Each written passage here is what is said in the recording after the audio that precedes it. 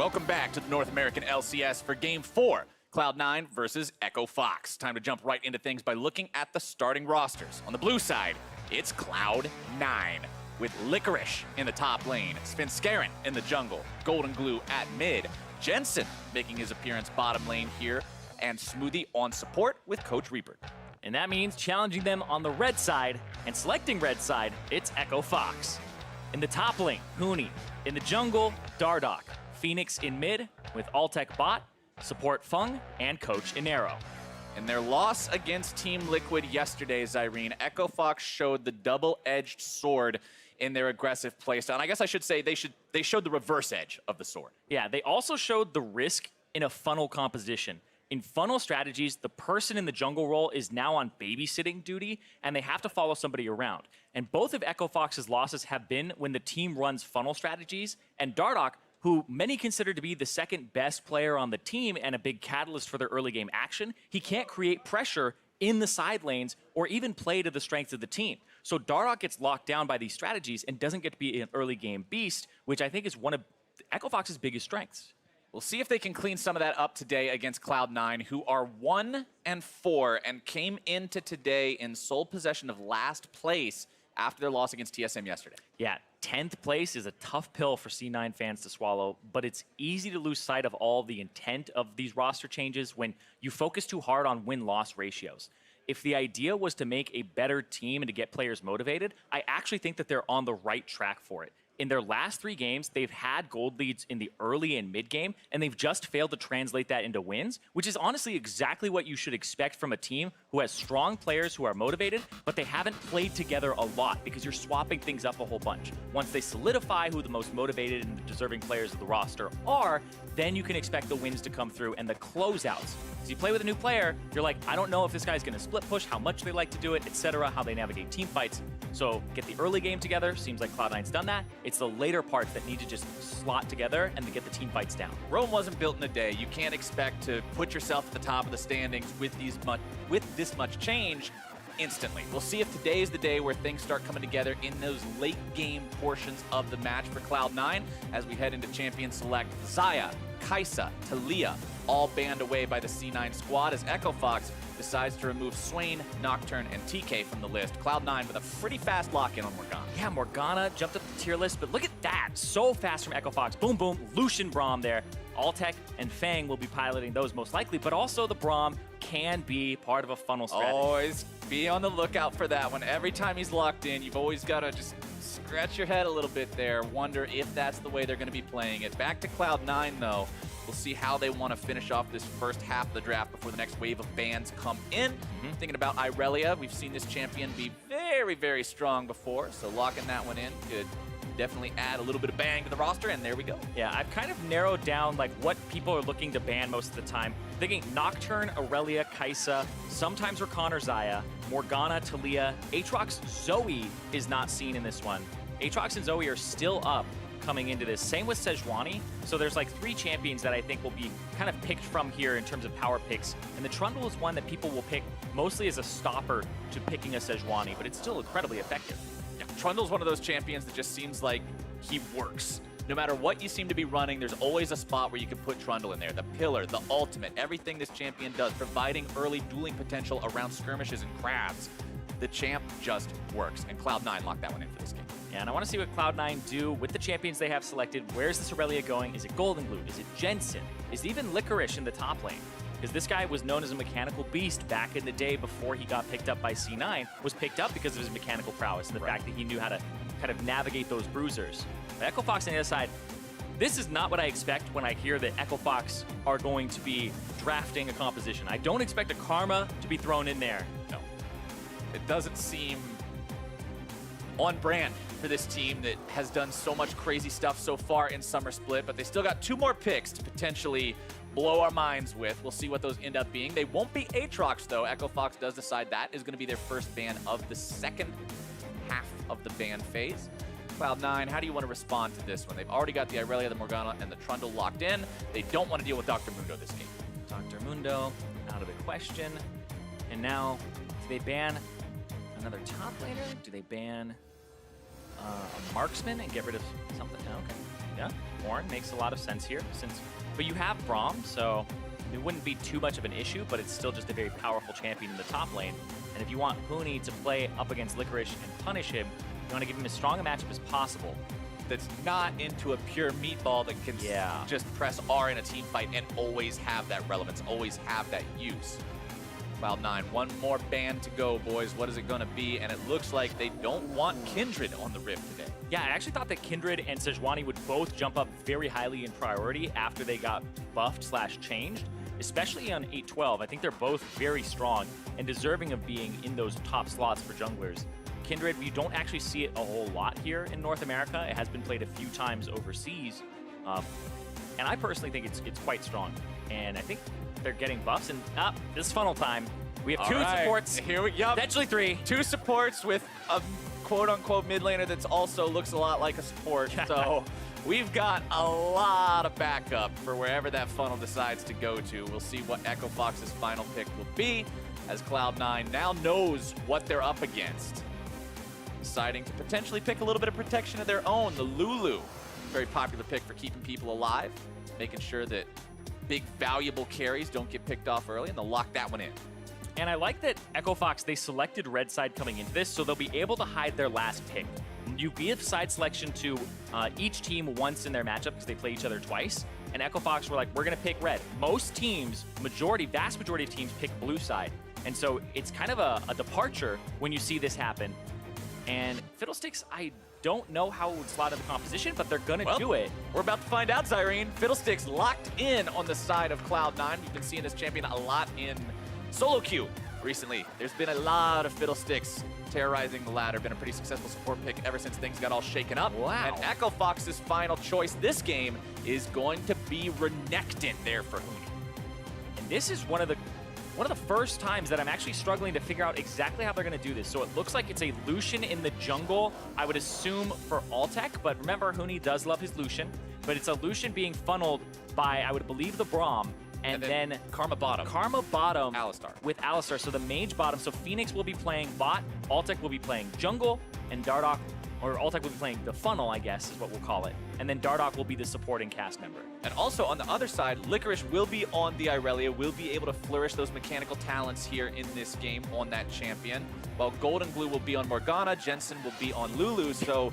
those two will also potentially be able to turn Licorice into an unstoppable monster. When you have Black Shield plus 1,000,000 HP and shields from a Lulu, Irelia can quickly hit raid boss status. Yeah, and when I tell you, hey, Cloud9 are running two mid laners, these guys are fantastic mechanically, they're really good, you don't think they're going to play Morgana Lulu and pick those. be another support for the team. This is honestly a very low damage composition. Licorice is kind of the linchpin here. He's the one who's going to have to bring it all together on the Irelia. The Morgana can do a decent amount, and so can the Lulu, but we're not looking at something where it's just this massive amount of damage that's going to come through.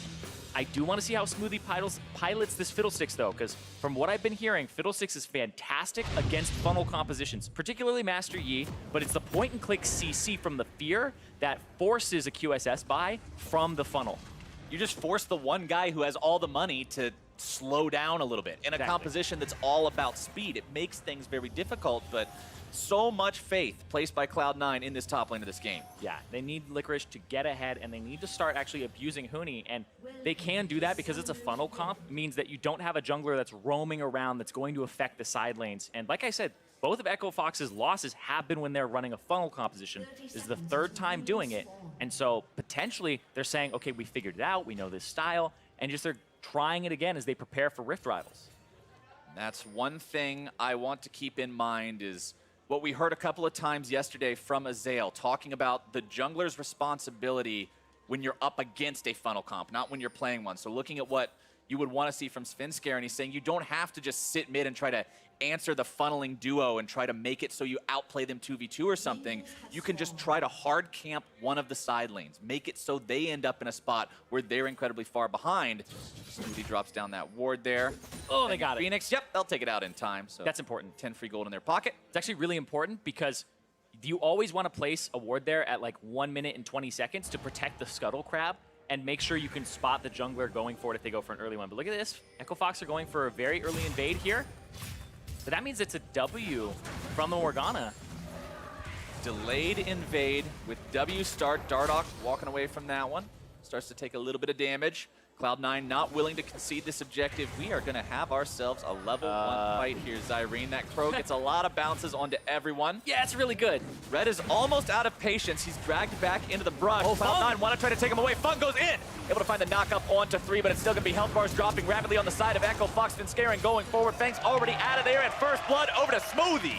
Cloud9 punish that invade. And that's huge for them because now the funnel doesn't get to start on one of the buffs early, get ahead, get mid. The timings are all thrown off now, and Cloud9, that is actually huge for their momentum. That's what this team wants right out of the gate. We've already talked about how Cloud9 can get early advantages. We've seen this team do it already multiple times so far in Summer Split. It's just keeping things together as the game goes on, translating those early leads into more later on, but this is about as much as you could ask for at level 1. Yeah, this is huge from Smoothie. The fact that he's been whittling them down with the Dark Flight, he's just throwing it across them over and over again, and then they get to engage, throws out another Dark Flight. They're all silenced. It just bounces between these 4 members multiple times. They get so much off there, and this Fiddlesticks already off to a great start. You said in Champion Select, Zyrene. I don't know how it's going to slot into the composition. Well, in a level 1 Fiesta fight, Fiddlesticks with a bouncing Silence Pro actually does a lot of work, and we'll see how much work Scaring can do up here in the top lane, going for the level 2 gang, as Huni takes down Licorice. I think he's out. And walks away. Huni just says, oh, you want to gank me? Not today. Takes out Licorice. Svenskeren doesn't have flash from earlier in the invade. He used it to get that last bite off, and so they focus the top side. We said C9 have to go top to make this composition work because Licorice is the person who's going to be doing a lot of the heavy lifting in terms of damage with the supporting cast. And Huni, he's already saying, nope, we're going to shut this down. Even if you take this man out of top lane for a couple games, he just comes right on back and goes back to his old ways. Speaking of coming right on back, Svenskeren.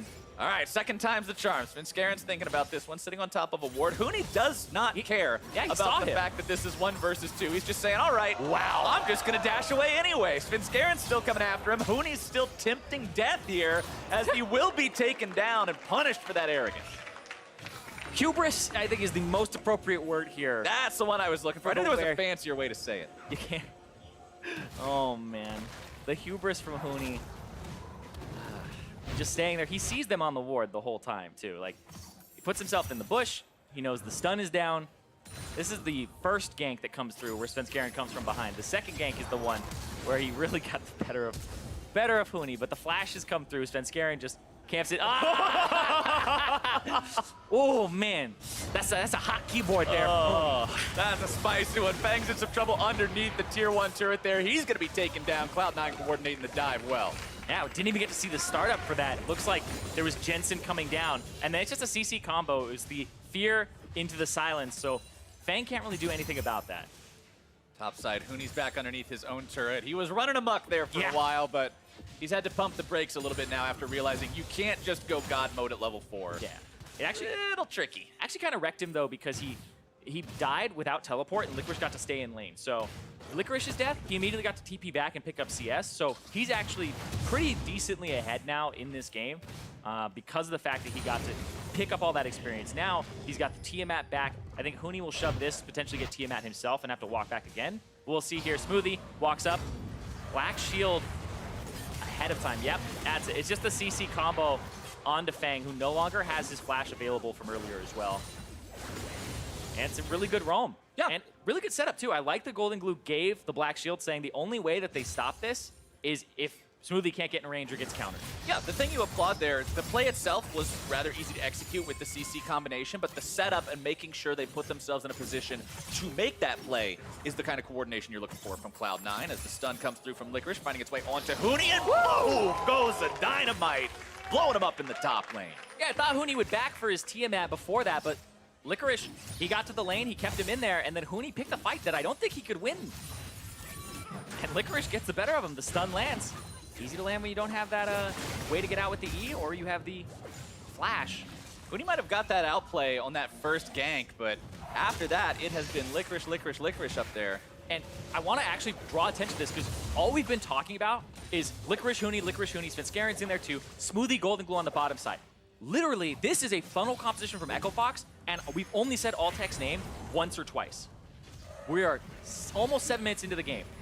C9 have been playing to the side lanes and shutting down this composition. Sure, Altec is getting the CS, it's what's supposed to happen, but instead of meeting it like you said in the mid lane, you have to go to the side lanes. And that has been huge here. C9 has brought Svenskeren to the top twice, and then on the bottom side, Jensen was able to be in attendance. So C9 are playing this absolutely perfectly in terms of shutting this down.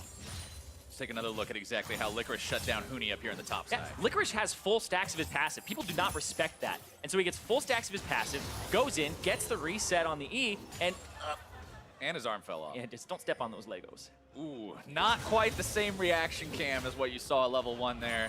Licorice just casually stretching the neck a little bit. I mean, you know, these guys, any given Sunday. they like to go ham against each other. I think it's going to happen again right here. There's the reset, Huni. There's the ulti. Full fight. Huni going into ult mode only to die again. The killing spree for Licorice. This is supposed to be a counter pick, right? I think so. Yeah, pretty sure Renekton is supposed to do well, but he doesn't get any jungle pressure here. And Huni without jungle pressure means he doesn't get to play the style that he likes. Got shut down, didn't have TP for the previous gank where he died, and so he's getting further and further and further behind. And Licorice is about to take over this game. 3-1. Oh, nice binding in the bottom side onto Fang. He's going to be so low HP that he doesn't really want to go in, start any kind of a fight. And Huni's TP is just ever so unfortunately timed to still not be up, so it's another trek back to top lane, hoofing it. And when you get behind as a side laner in a funnel comp, you can't scream for help. You can't be like, help me, jungler, what are you doing? And it's actually enormous in terms of how much it means. And Licorice, once again, full stacks the passive. People do not respect the amount of damage that you get when you land your abilities. The W gives you 2, the E gives you 1, you get resets off your Q on minions, you stack it up, and then you get all these bonus stats. Worth noting that Licorice is now just shy of 1,000 gold ahead of his lane opponent in a game where Cloud9 is up 2,500 gold. So he's almost half of that just on his own. And remember, this is in a matchup where he ended up dying on his own team's first gank attempt. He has done a phenomenal job recovering from that. Yeah, and right now, it's a funnel composition with Altec on the Lucian, right? Altec's at 3,400 gold. He's 400 gold behind Licorice. Licorice is being funneled Huni. Let's see if this bottom side play can turn into anything. You saw Echo Fox wanting to make a move there, 4 men strong, but they can't quite find the opportunity to do much with it. And yes, funnel on the side of Echo Fox. At the same time, going back to what you were talking about earlier, Zyrene, the mages on the side of Cloud9 are going to be excellent support for this Irelia if she continues to be this strong. TP is coming in from both sides. Svenskeren decides to pop the subjugate, looking to turn this fight around onto Dardoch. Wild Growth going to make sure Svenskeren stays healthy enough to continue the fight. He's still going to be there on the front line. Licorice looking to zone Huni away. Golden Glue grab the kill onto Phoenix bottom side. It's 1-for-1 traded there. Altec incredibly low, still manages to get himself away as attention gets turned back towards the bottom laner. Feng trying to walk away from this one. The pillar comes up, but the flash comes out. It ends up being a 1-for-1. Lots of summoner spells blown in that exchange. And it seems like, to be honest, that C9 gets a little bit of a better trade there as they get to push out the bottom side of the map. And the person who died was the Karma. So he doesn't get to farm up. And Morgana gets to pick up some CS in that meantime. He'll just shove up the mid lane there. Try to make sure all those minions get under the turret. Let's take another look at how this crazy fight started out. Sorry, the Morgana is also the one that dies. Sorry. Anyway, just looks like the positioning here of the 2 TPs puts it in a really awkward spot where now Fox, their 2 members have to go up, and they don't have persistent damage sources really. And Phoenix then has to go up and get pincered in. So it's kind of like this just stack on stacks winning. Like you put your hand in, somebody puts their hand on top of yours, you put your hand on top. It's just like you really don't have any great position in terms of just things that are able to group up together. So they weren't able to get their composition together on either side. And it's just a little bit better of a skirmish for C9. Licorice continuing to maintain control here in the top side as well. Has the Phage and Sheen both completed. Svenskeren paying yet another visit. Sees Huni there waiting in the brush. Drops down the trophy. And Licorice, ooh, okay. Yeah, they got the E out of Huni, so they know that he's vulnerable. And that top turret is below half HP. And I said this at the very start, like, Echo Fox have run multiple. They've run 2 funnel compositions in the past. They've lost both those games. And a lot of that is because Dardoch, one of their big aggressive players early, doesn't get to play aggressive champions. Yeah, it's not the right style for him as Golden Blue now could potentially be in some trouble in this 2 versus 2. Fang still looking to go forward on this one. Has Alistar ultimate still active. Maybe Phoenix can find the opportunity for more damage. Sidesteps it as now they turn their attention over to Smoothie instead. The root comes through. Zonia's comes out in the form of the stopwatch. Very low, pops off the fear and the silence and walks away. So Fiddlestick's passive is if you stand still for enough time, you get a burst of movement speed after you start moving again. The stopwatch was him standing in place for long enough that he just gets out of it, goes, boop, thank you, and just waddles away. Very well played by Cloud9 to get themselves out of that one. And at the same time, they see the opportunity to take the first turret of the game in the top half of the map. 3,500 gold up over their opponents, and there's no signs of stopping yet. Going for the tier 2 turret up here. Hooney's level 8, by the way, not in any position to try to fight back against this. Same level as the enemy jungler. Phoenix shows up, and this might just be the second course. I'm not quite sure how well this is going to go. Licorice comes in and makes it a double kill. Make it a double. Licorice gonna pick that one up, and they're gonna get another turret here. Is this funnel, like, we haven't even talked about Dardoch or Altec getting funneled anything here. He's just pretty much only 20 CS ahead. He's a little bit ahead of the 10 per minute mark, but turrets are falling. The map is just getting destroyed around them, and Echo Fox are bleeding everything away right now. Strategy not paying off for Echo Fox so far. Altec 0, 0, and 0.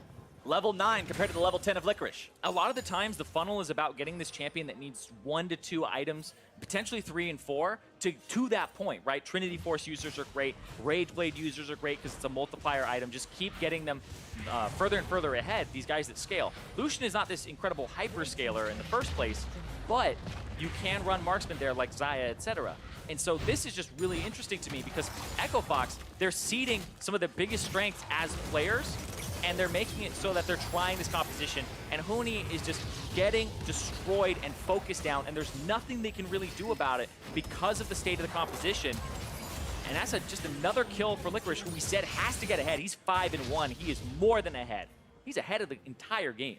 There's so many different ways that seem viable to play League of Legends right now, whether it be very traditional in terms of what we saw before the big patch shakeups, whether it be a funnel, whether it just be role switch-ups, putting mages and bruisers bottom, and we've seen Echo Fox execute on some of those role swaps before, but this strategy, as you've already said, it seems to be counterintuitive to what the players excel at. When Hooney goes into the bottom lane and plays Yasuo, Hooney's damn good at doing that. Sounds good to me. Yeah. Yep, sounds fantastic. When Hooney's put in the top lane, given no help whatsoever, and said, okay, fight this guy, well, he's given an aggressive counter pick where you don't get any pressure from your jungler because you don't have one, right? Counter picks work because you get to punish the lane, bring the jungler to you, and then your jungler wards or counters, and then you're better in 2-on-2s. Here, Hooney was expecting to shove the way, but he went for way too many brawls. Yep. Like, when you have funnel, he saw the ward at level 4 when he TP'd back. When you have a funnel composition, I'm sure he's saying, I want to keep the jungler here. When you have a funnel composition, your side lanes need to play safe and let the funnel scale. But that has not happened here at all. And you can see the people who have died, the 8 deaths for Echo Fox are the side laners. It's honestly resulted in a situation where you've got a 5,500 gold lead for the side of Cloud9, 15 minutes into this game. No Drakes have been taken yet, no Rift Herald taken, and right as I say it, I jinx it of course. Svenskeren moving down to that Mountain Drake. Looking to make that one Cloud9 property here in just a moment. Shouldn't need any help. Doesn't look like Echo Fox is in any condition to try to contest that one, as this top side has just become an absolute mess. Trinity Force completed for Licorice's Irelia. Means he's in a spot where he's just really not afraid of much of anything. We'll see if maybe they can put that fear back in him. Now it's a 2 versus 1. Licorice trying to get away from that, but the damage, the burst is enough. The shutdown credit goes over to Fang. And once you start getting some help in the top side, you're able to turn things around. Once you have one of your supports roaming around, that's really going to put you back in the game. Because this, we just checked the stats for it. In terms of Hooney's career deaths at 15, this is tied for his most deaths at 15 minutes in his career. Ooh, that is a rough situation for him to be in, especially on a champion like Renekton. It's not like you're dying, going back to what we were talking about, champs like Ornn or something that's still just a big meatball. Renekton wants to be ahead. He wants to be able to be that threat in the team fights. He's not just building 5 tank items, and they try to collapse there onto Svenskeren. They won't be able to find that pick, and Cloud9 just walks themselves away. That's the TP used, and the flash. So they got the TP out of Hooney, and they got the flash out of Dardoch to try and make that happen. They get nothing for it. So it's just a disengage. Cloud9 looking on point here. Composition makes a lot of sense for them. The damage was low, like I said, but Licorice is the one who needs to do a lot of the heavy lifting, and he's absolutely doing that this game. He's actually the guy who like shows up and kids are like, oh yeah, first time in the gym. He's like lifting 500 pounds. Like, what is going on? It's like, where did this happen? Where did this come from? But right now he's 5-2-0. He's working on the next item. Got the Jarm's Fist completed. You can see that transform most likely into Titanic Hydra, potentially Sterix Cage as well. If you look at Alltech though, does have Blade of the Ruin King done. So has hit that first big item power spike. He did go fully completed Warrior first. Sometimes you don't see that happen all the way. Warrior is a very cost-effective item if you already have the red smite. Getting the bonus stats by socketing the gemstone into the knife is like 160% gold efficient or something crazy like that. But at the same time, it's not a top tier item like you were talking about, Cyrene. It's not a Trinity Force. It's not something that really changes the way your champion can operate. It's not like an Essence Reaver. So it does delay those big purchases. Yeah, and allow Cloud9 more control. And I want to see what Alltech does here, because yesterday he went Devourer into Gnasher's Tooth into Rage Blade on Kai'Sa and didn't even get to finish the Rage Blade. And I actually disagreed wholeheartedly with that build. Rage Blade is just incredible for changing the combat pattern of a champion and completing something like the, not Devourer, the Blood Razor. I don't think is as effective. And Licorice gonna try to get out of this one too. You see Fang is actually right behind. Gonna flash. And wants to go after this, Whoa. but it will be slowed down. Licorice with some fancy moves. Huni still may be able to stop him. There's your stun, there's your damage. Huni cashing in again. Yeah, Fang actually got slowed by the wall there, disarmed. Looked like his shoulder just kind of went through it. Monster got a big hitbox. Yeah. Big boy. But Rift Herald will go over the way of Cloud9. They recognize the fact that their top laner was drawing attention to the bottom side of the map. They take the advantage elsewhere. Alltech instantly deleted. That's not where you want to see the guy that you're trying to get ahead end up. Yeah, and you can see he already has a QSS now. So you force the QSS by because of the fiddlesticks. It actually makes it so that your funnel is not as effective, because funnels getting to 6 items is huge. One of them being a QSS or having to spend that gold on it really does put him in a power trough for a bit and slows them down. Huni's at least back in control in the bottom lane for now. His opponent does have that Titanic Hydra completed, like I mentioned a couple of minutes ago, so that's another big item coming online for Licorice. As mid lane, Cloud9 will push up, look to take down the tier 2. Dardoch shows up in time, brings up the shield to keep that one alive, albeit at a little bit of health. Yeah, and I think this is the tipping point of the game, because C9 are ahead 4,500 gold, and they've had a lot of leads get away from them, and the Baron's about to spawn.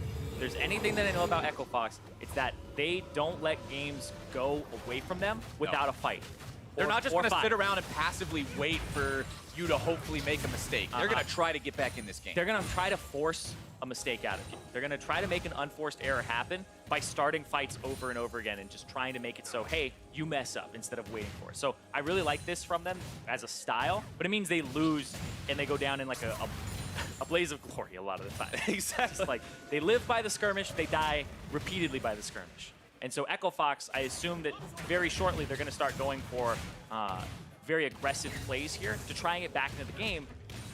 And I think a lot of it's going to revolve around Huni in the side lane and also just trying to use Alltech here to make some picks alongside Fang and Dardoch. The team of Echo Fox is almost the perfect trial for Cloud9. They're waiting for the Baron to spawn. Mid lane just actually got pushed up. Now they're spotted returning to the mid lane. But here's Aurelia, here's Svenskeren. They've actually cut them off on the side, and there's the E from Lucian. So it's a good time to go. They're getting collapsed on. Echo Fox bite off more than they can chew. Dardoch going to be in some trouble here at the beginning. Jensen forced to flash away. Ignite already dropped down onto him. Root goes onto the enemy tank, but that's still an Alistar. Over the wall comes more damage. Licorice going to be taken very low. But Echo Fox is out of there. Alltech has to walk away. Low HP. Smoothie's ultimate comes in, not even required there at the end of the fight. Huni's ulted up, but he's not able to make his way in time. And Cloud9 get 2 for 0. Man, the Vanguard's edge came out there perfectly from Licorice. He held onto it for long enough, threw it when he was about to die, got wild growth from Jensen, and then he just got so many resets because it hit a lot of people. This is the power of having Morgana and Lulu on the same side to back up that guy that could be your carry. Yes, it's not funnel by definition, but at the same time, you have the ability to pump so much extra power into that guy. It's incredible. Yeah, it's basically a multiplier on champions that already work well with those stats. You want to give him HP, big slow zone, make it so that he's immune to being slowed or stunned himself, and then he's just going to take over the fight and be this big kind of juggernaut there. Bottom side, Huni will keep on pushing up. Be up sort of inventory. Let's take another look at this fight here. Yeah, how Echo Fox just goes in too far. It's like a trident. They come in from 3 angles there, and it forces them to kind of use their abilities in a split way. Dardoch with a great ultimate, but then Licorice gets in, Licorice actually gets CC'd and almost blown up here. You can see, has to use the W, gets rooted, almost dies, but then the wild growth over the wall from Jensen is perfect after the Vanguard's edge. Jensen doing a good job there of staying in the fight just enough to not be in danger, but at the same time drastically affect the outcome. Yeah. Still a 5,000 gold lead here for Cloud9. Echo Fox did grab themselves their first Elemental Drake of the game while we were watching the replay. So Ocean #1 under their belt 20 minutes in isn't going to be anything huge, but it's still something you're keeping away from Cloud9, still something you grab for yourselves as Shelly's about to grab this mid lane tier 2. Boom, there goes the headbutt. And that one's out of there. Cloud9 are marching up to make sure she gets that second charge off and put some hurt down onto the tier 3. There you go, about 60% of the health out. Yep, and they were trying to give Altec some side lane farm. Fang gonna go in. Fang decides it's time to start this one off. Scaren's gonna be your target, but that could be a very tanky man to initiate onto. Dardoch having to flash out immediately. Licorice still gonna be there on the front line. Pooney walking out, has to walk with the disarm. Licorice is sniped out by Phoenix. Licorice went in and they gave him so much there, but I don't know if the wild growth was off of cooldown just yet. Jensen still had it. It looks like it was, and he just got popped and was not expecting that damage. Empowered Inner Flame from Karma hits like a truck, especially when he's got Sorcerer's Shoes, when he's got Luden's Echo, when he's building full AP like this, and you've got to respect the burst coming out from that one. And the full AP is actually going to add a big magic damage threat to the composition. And they were not expecting that. That was actually a huge burst of damage there to finish him off. Normally you're just like, oh, Sport Karma is just going to tickle a little bit. No, the Luden's Echo behind it and the spell penetration means a lot. Echo Fox just buying more time to try to scale up, get this Lucian to the point where he can try to just take down everybody 1 versus 5. We'll see if he can hit that point because he's still got a lot of ground to cover. Sitting on a grand total of 10,500 gold, which means he's still outpaced by about 600 compared to Licorice's Irelia. Yeah, but he's not really ahead in levels either. He's the same level as his top laner, same level as the enemy top laner, and pretty much the same level as Jensen's Lulu. Jensen is very close to 14 himself. Actually, not about halfway, but still. It's huge, though, because he's not actually ahead. He's just like a moderately fed Lucian. He's not this insane Lucian. And this started off with Fang going in, hitting Svenskeren, and Svenskeren got the Subjugate off. Another good ultimate from Dardoch, and then Licorice had already committed to the front of the fight. And once you're in, yeah. Ooh. Yeah. Looks like Wild Growth was still up. Black Shield actually had 1 second left on it there. And I believe Licorice's flash was about 10 seconds away as well. Yeah, it was about 10 seconds away. So he didn't have it there until he was blown up. And that's huge because it gives shutdown gold over to Echo Fox. It does give shutdown gold, but at the same time, if you're Cloud9, you're looking at this and saying, it didn't cost us Baron, it didn't cost us some kind of important Drake, it didn't cost us a bunch of turrets. It's an acceptable loss. But you also have to go, if you're Cloud9, oh no, not again. Because this has happened 3 times to them where they've had leads 3 games in a row now, and they haven't been able to close out. And there's been a lot of criticism towards that. Once again, very far ahead in this game with Licorice being fed, not able to close out.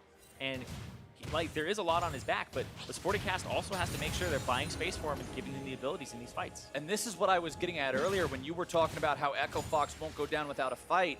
And I said this is the perfect test for Cloud9 because Echo Fox wants to put them in that position where they're forced into that same mistake that they've made so many times so far this split. Those spots that have put them at this 1-4 record. And if Cloud9 wants to overcome those demons, they're going to have to stare Echo Fox in the eyes and beat them head on.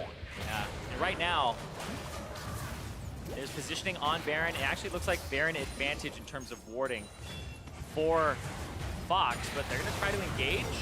Dardoch and Fang might be in some trouble here. TP coming in. If Huni finds his way into the back lines, that could be a fight Fox wants. At the same time, though, health bar's already going to be taken low. TP canceled. Huni decides not to make his way into this fight. It's already gone too far south. Cloud9 continues to push. The turret is low. Yeah, that was a canceled TP from Huni. Licorice completed his, and then the flashes came out to try and disengage from Echo Fox's side. But here comes Huni on the side. He has S3 completed. They're going for a fight. Fang decides he wants to go in. Svenskeren going to be taken very low, nearly dead. Huni coming in from the side. has the ulti ready to go. Ends up not finding the stun down onto anything valuable. Instead, only procking it onto a ward. Golden Blue goes into the hourglass. Knocked back up into the air. Fang is taken very low. He will die, but they'll trade him away for Golden Glue. That's 1 for 1. Yeah, the Tormented Soil is actually going to pick him up there at the end. It was a good disengage from Cloud9 because Huni popped his ultimate, which means that he's waiting to get an auto attack off so he can get the Essence Flare. And he actually doesn't get an auto attack off on a champion before he can actually proc it, and it just wears off. And so Golden Glue, he does use the Zonias. It'll be back off a cooldown by the time they want to fight again. But ultimately, they were able to defend their inhibitor and their inhibitor turret with just a sliver of HP, and that's where Echo Fox love to fight, right before these turrets go down. Dardoch starts it off. They catch Svenskeren, who's now out of the fight, and then Huni goes in, hits a ward there with the W, because he was looking for a different target. He was fishing for somebody else, and Huni just seems to be, you know, after that first kill in the 1v2, seems to be a little bit off here. Does have the Essence Reaver completed, like you mentioned, though, so you've got the ability to potentially go into crazy Berserk Renekton mode in these fights if you can hit someone. Exactly. It does make Renekton actually a way better champion in the mid-late game, because normally he's just like, oh, I'm winning the early game with wave push, and then I fall off. Now, when he ulties, it's actually very effective in terms of like shutting people down and getting multiple resets. Speaking of ultis, he does pop the ultimate there to try to pick off Svenskeren near the Baron pit. That doesn't result in much of anything, but it does mean Huni will have about another 60 seconds before that ult comes back off of cooldown. The nice part about having the Essence Reaver as well, considering Renekton always builds Black Cleaver, you're sitting on that juicy 40% CDR that as an AD caster just feels so good to have. Yeah, and it's actually incredibly good. So he's only got a 72-second cooldown on his ult now, the Dominus in general. And in the late game, that's actually almost no time at all. Minutes are going by very quickly. And now Huni's got back into the game, but hold on. Fang pops the ultimate. This might be the turnaround from Echo Fox. They look to go in onto Svenskeren, who's caught out, taken very low. Wild Growth going to bring him back up to a very high amount of health. Still going to be very, very low. Dardoch trying to escape. And 1 for 1 so far. Altech's able to find a double. Still looking to make it even more. Licorice dashing right back over to Huni. Still looking to take him down. But Licorice will barely skirt away. Altech tries to outplay. He takes him down. Pentakill! That's the final, baby! Echo Fox, Altech comes up huge in the fight, and they win it! Lightning strikes Cloud9 again. The later parts of the game are so problematic, and Echo Fox beautifully weaves their way through that fight. The start of it looked like they were gonna have no damage. Huni's not gonna be there in time. They peel into the corridor perfectly, and then Altech, it's not just janitor duty, he is running up in the front line, outplays, the polymorph came through, I thought it was gonna get turned around, but he ends up getting all 5 of them. That is the pendulum swinging right there for Echo Fox, putting 5 kills on that big carry, putting Baron in your pockets, waiting on Baron for Huni to spawn, so you've got it on that split pusher. Excellent awareness of exactly what's going on in the situation right there from this team. And we have to see that one more time here, because this starts off in a 5v4, but there's just so much damage on Jensen and Smooth. They're playing back. They focus down the Trundle Svenskeren. Licorice goes in. Dardoch gets out. Fang drops, but there was this culling the entire time. And now those 2 kills go over very quickly. Licorice looks like he was about to go ahead and get out and reset. And then the flash forward, the Defiant Dance, the shield into the polymorph, but then the QSS to get out. The QSS makes the difference there. He stays alive and outplays. And if there's ever criticism about why are they funneling Altech instead of somebody like Huni, that's your answer. Show him that clip. Back at the beginning of this game, 15 minutes in, our words were, we haven't talked about Altech. We haven't talked about Dardoch in this funnel. And now, even though that beginning of the game wasn't so much about them, it's Altech who has suddenly become the focus of both teams. When you can do something like that, Cloud9 now says, look, this guy's got to be out of the picture. And Echo Fox says, this is our win condition. Yeah. And Altech's gone from this player who was really consistent, you could always rely on him, to there was some turbulence with him and Adrian playing bottom lane for Echo Fox, not getting attention, not getting played to by their jungler, and now he is the sole focus of this team in the mid game. The composition is built around him, and we're seeing exactly why. Even last split when Echo Fox was doing so well for an organization that had been in the LCS for a while and never found amazing success, the first split that they do find that success, Altech isn't the one that's typically given credit as the guy who was the reason this happened. The bottom lane was seen as the weak link. Now, with the shakeup of the meta, with the opportunity to play things elsewhere, we've seen him play Mundo in the top lane. We're seeing him play Lucian mid/jungle now. We're seeing him nearly destroy Golden Blue with just the ultimate. And we're seeing this Echo Fox team march it down mid lane. 4 men strong, Huni's on the split push, TP ready to go. This could be Echo Fox just strong-arming their way into the Cloud9 base as C9 scrambles to try to defend. They don't have Golden Blue ready. They will not be there to defend the inhibitor turret. Inhibitor itself, very, very low. One more shot will do it. And Echo Fox claims their first in-game 31 minutes in. Dardoch. Oh, there's a lot of back going over on here. Trying to make sure nobody gets in trouble, but now he's the one who's got to be mindful of his own health. Whoa, man. And now, C9, we talked about it, 5K gold lead, it's gone. They catch him, But Dardoch they out. find Dardoch. That's a pretty big pick they're able to land for themselves, making this a 5 versus 4. Licorice still looking to make more happen. Altec runs his way through the disarm. That's a double kill for Cloud9 in the top laner. Let's see what they can get from this momentum. It needs to be something. This is pretty much just one big carry versus another big carry. It's 10, 5, and 2 for Licorice, 350 CS. He's almost at that full build, 1 item to go. And then on the opposite side, Altec, he is 6-1-1, pentakill in this game. He's ready to go. He's got full inventory here. He may change 1 or 2 things out later, but there's just these 2 big behemoths fighting each other, and Altec is alone. Altec's in a lot of trouble. He's going to be killed instantly. Echo Fox may have made a critical mistake. They've got Dardoch coming back in 2 seconds. They've got Feng coming back in 5. Their inhibitor falls immediately. Cloud9 still hanging around here, still looking to make more happen. Golden Blue's going back to the base, but he has TP to rejoin. C9 could look to end this game. They know Altec is dead for the next 40 seconds. TP comes in. Golden Blue looking to start this one up.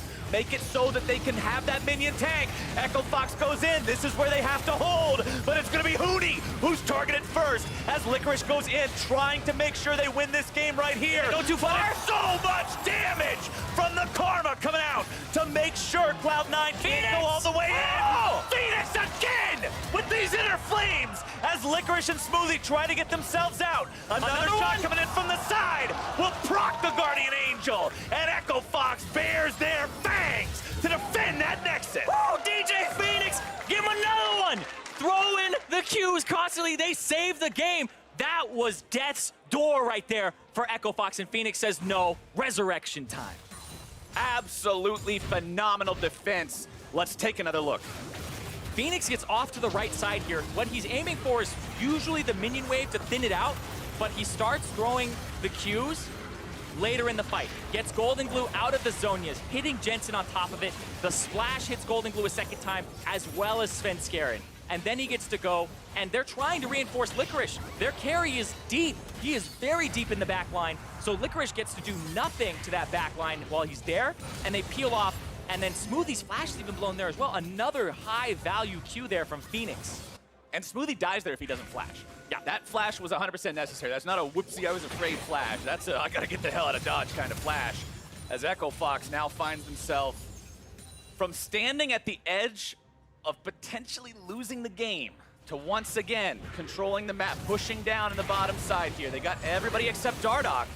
Gotta be careful to not get engaged on here. Like I said, if there's anything that I ever know about Echo Fox, it's that they do not lose a game without a fight to try and get themselves back into it. They say, you can't take this from us. We always get a chance to fight. Such a scrappy squad. It's one thing that makes them so fun to watch. Absolutely. And 35 minutes into this game, it could still go either way as Huni finds himself caught out by the Trundle Pillar. But the rest of Echo Fox is coming around from the side on the flank. Drew comes down onto Dardoch. They're looking to start this fight up right here, right now. Svenskeren taken low. He eats the full force of the calling. Braum Ultimate finding its way onto Smoothie, and they've got the enemy support. Echo Fox 1 for 0, still continuing to push down into the base. Inhibitor already out of the way. They've got the minion wave in the bottom side as well. They'll rotate down, push that one up. Go for inhib number 2. Yeah, catching this Lucian is going to be so hard. The fact that he has a lot of CDR, he has ways to navigate these fights. You got to pin him down with the Aurelia stun. You got to use that point-and-click CC from Smoothie or Jensen. And he's going to QSS one. He's going to have assistance with another. And so it's going to be very difficult to nail down Altec and stop him from navigating these fights. 2 inhibitors down, 2 Uber buffs spawning in 30 seconds. Echo Fox in control of the game. Cloud9 has got to figure out a way to try to stabilize this and still pull this game out.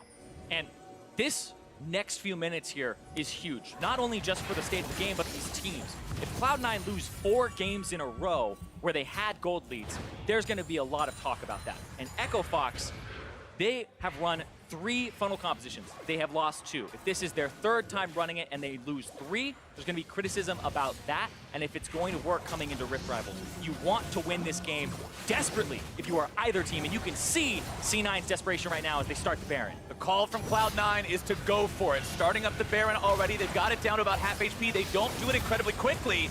As Echo Fox comes in, Hootie's coming in from behind. Culling goes off. Licorice looking to go in. Not going to do it. He gets interrupted. Golden Glue goes golden, trying to survive in the stasis. Hootie's going to be locked down in Polymorph, but Altec still running wild. Bang into the back line, able to find the knock-up. It's a double kill for Echo Fox. Make it 3, make it 4. And Cloud9 is done. Dardoch applies the winner's bite as Altec goes over the wall, finds another triple. And with Cloud9 aced for nothing, Echo Fox begins the victory march. Echo Fox, they do it again. They come back. This team does not go down without a fight, and the fights go their way, and they're going to take the game and have a good bit of momentum going into Rift Rivals. This game looked so bad early on. The funnel seemed ineffective. Cloud9 seemed on their mark, but Echo Fox, never one to go down without fighting, comes back for the win. And you can see the smirk there. Johnny Rune knows what he did. He knows exactly what he did with that pentakill, with those multiple outplays, being this massive just damage source for his team. This guarantee that there are going to be health bars getting just obliterated left, right, and center in these team fights. And this puts Echo Fox back near the top of the standings, tied for first place again. And this leaves Cloud9 still at the bottom, 1-5 now. And another game. 4 games in a row for Cloud9 where they have just lost because they were ahead and they weren't able to put the finishing touches on the game. And it's tragic almost to see, because we talked about it going into the game. We talked about it when Cloud9 were ahead. We talked about it when there were a couple of mistakes where we saw Licorice get caught, where we saw that momentum start to wane a little bit. And then at the end of the game, as Echo Fox claims their win, we have to talk about it again, because it's the same old song and dance for Cloud9. And it's crazy. They've been swapping players up. The idea is to have the strongest squad and the most motivated squad. They scheme to have that early game down, but it's just the coming together, the cohesion. It's not what you would expect. Tragedy for Cloud9, but a fantastic win for Echo Fox. And to hear more about that back and forth game, let's send things back to Jat and Mark. Thanks, Captain Flowers. There have been 6 games this split in the NALCS where a team has had a 3,000 gold advantage or higher and lost. It's now happened 4 times to Cloud9. And Mark, you and I were really displeased with the Cloud9 draft, and we're starting to question it in the early game because Cloud9 jumped out to such a huge advantage. But let's talk about what happened in this C9 draft. Yeah, it's going to make it sound a little weird because of how well things kind of worked out for C9, but it was really weird how they started with this kind of funnel strategy that it looked like they were building to. They have a ton of supports, but they had taken Trundle early, which almost always goes jungle. We haven't seen it flex anywhere. Yeah. And then they round things out with the Aurelia, and with the Trundle already there, they can't put it in the jungle. Right. So we kept kind of memeing and saying supports attack because they didn't have a good way of fighting even when they had a 6,000 plus gold lead. You're expecting maybe a funnel of some kind when you pick 3 ranged supports. Yeah, sure, you can camp top lane and get fed, but still, what are you going to do after that? Because you don't have a great way of killing Illusion, who also has a bunch of supports. Conceptually, there's so many things wrong with it. Like, you do a funnel because you're guaranteed to get that gold onto that member, and then you have a ton of supports who will function around that super fed champion. Like you said, an Aurelia top lane is never going to group with the support, so you can never go and protect it that easily. And then when you get into team fights, you're still outranged by the opponent. All of that said, we thought we were going to look like idiots thinking this because of how good this game started for the side of C9, and Licorice getting super fed, though Huni did have his one moment. He got the 1 kill, but then he died 4 times in a row. He stood on 2 people, letting himself getting ganked by Svenskeren, and Licorice came there. Like, Svenskeren sat on that ward for 30 seconds. Here, fully stacked Aurelia passive, as Zyrene mentioned, gives away the solo kill. That also lets Licorice hit level 6, so he's got a level advantage on him. Comes right back, kills him yet again. And you're thinking, man, maybe this wacky C9 draft could actually work. Yeah, maybe you could say it was like the super mind games. Where like we give up the Aurelia, who's supposed to be our champion that's supposed to get strong, against a counter pick, but because he has no jungler, we can camp it and he'll play aggressive because Huni loves to play aggressive. So maybe there was some kind of super mind game going on there. But even with that, the rest of the draft is just so strange to me with all melee and a bunch of supports. And then you try and play that into a comp that actually has a front line and CC and a range damage dealer. Yeah, it's better. I don't get it. Right? Altec did keep his farm up. Even when Licorice had 5 kills at 15 minutes into the game, he was still only down 750 gold. Even if the game had that 5.6k gold advantage, you have no effective way of using that in teamfights. Yeah, C9 had to work so hard to get a 750 gold lead on their primary carry in the comp, whereas Echo Fox, yeah, they didn't hold anyone down while generating theirs. They never shut down the main person. And then Huni started playing better as the game went on. He started finding kills in the side lane as Echo Fox started punishing Licorice, who once again was 5-1 and kind of lost that game. Yeah, and here we go. We got the Altec pentakill right here. This was when they were down about 3,000 or 4,000 gold. But again, kind of pay attention to how C9 is going to try and fight. Dardoch, good frontline positioning. Feng, good frontline positioning. And C9 doesn't have a backline to protect, and they only have one diver to support. So Altec, free hits on the back of this fight, actually is ending it with 100% health. Dardoch even lives despite being in the front line at the start of it. Polymorph almost clutches it right at the end, but Altec takes it home. Yeah, you can see how strong Aurelia is in a 1v1 or in a more skirmish setting, but in the 5v5, Altec could just sit in the back, stand still and calling everyone down and then move forward with the help of his supports once they got back into it. And this is just one of those times you're looking at that draft, you have 2 mage players, but you stuck them on supportive mages, and then they can't even, like, that game went so good for C9. There was also the level 1 first blood. Level 1 invade first blood that Echo Fox messed up on, and they still lose that game as they were completely outcomped. Cloud9 moves to 1-5. Echo Fox moves to 4-2, and Ovely is standing by with Echo Fox's jungler. Thanks, guys. Dardoch, congratulations on that win. With that, Echo Fox is now in a 3-way tie for first with Team Liquid and TSM. But I mean, that game did not look easy for you guys. What happened, and how'd you make the comeback?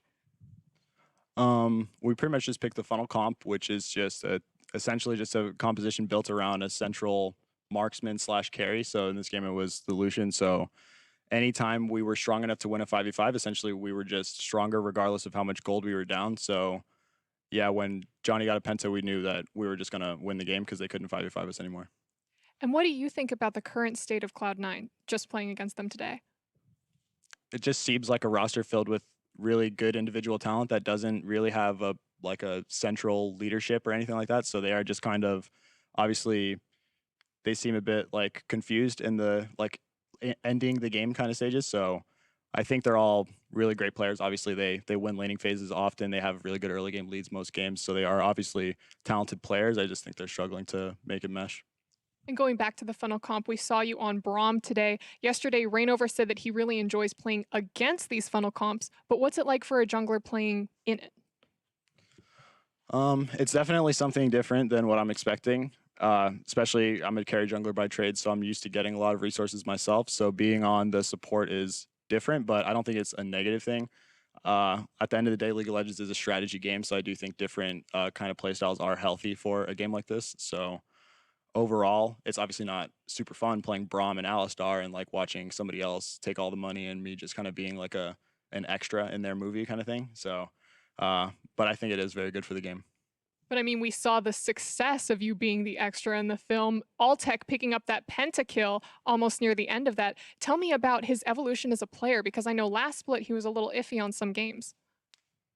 I think overall, I wouldn't really hold our last split struggles to our bottom lane or to Johnny specifically. I would say more so we were a top-centric team that the meta shifted away from us being able to play to top, and we just had no idea how to play around bottom, and it really showed.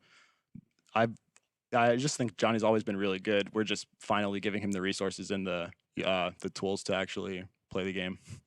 You guys are ending the week 1-1. Yesterday's loss to Team Liquid, a lot of people were pointing out saying, well, it looks like the gap between first and second place is pretty big. Do you think that game was indicative of skill? Not necessarily. The funnel comps normally always go one way or the other, and it is kind of decided early on. And we made a lot of very like glaringly, I want to say idiotic mistakes, especially just our overall just our play the whole game was just very bad. So I think that game was more of a more so showcasing our lack of what's the word? Our lack of composure on stage and just us having a little too much fun and just making a bunch of really dumb mistakes. So I wouldn't really say it was a good show of our skill versus Team Liquid. I'd just say we just kind of inted it on stage. Well, next week you're going against EU in the Rift Rivals. How confident are you going into there? I do think we're the stronger region, but honestly, I have no way to back that statement other than I think my team, just from watching games, I think we're a stronger region, but obviously only one way to find out. Well, wishing you luck in that, Dardoch. Thank you. And for everyone else, coming up, we got Game 5 of 100 Thieves versus Optic Gaming. Meet us here after the break to catch Game 5.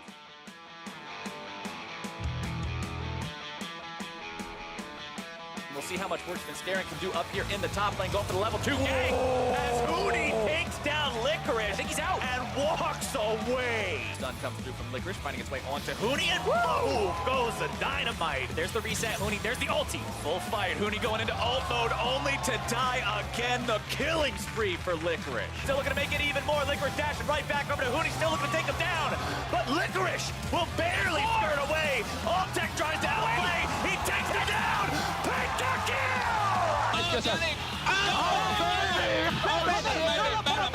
Somewhat. Oh, nice. Okay, I'm speeding you, Eric. Look for if we can get on Lucian. Can we go mid? Can we go mid? Hooney's gonna be locked down in Polymorph, but Altec still running wild. Bang into the back line, able to find the knock up. It's a double kill for Echo Fox, make it 3, make it 4, and Cloud9 is done. The sub above difference is substantial. After all, the giant got its name for a reason. It ain't little. Jersey Mike's. Be a sub above.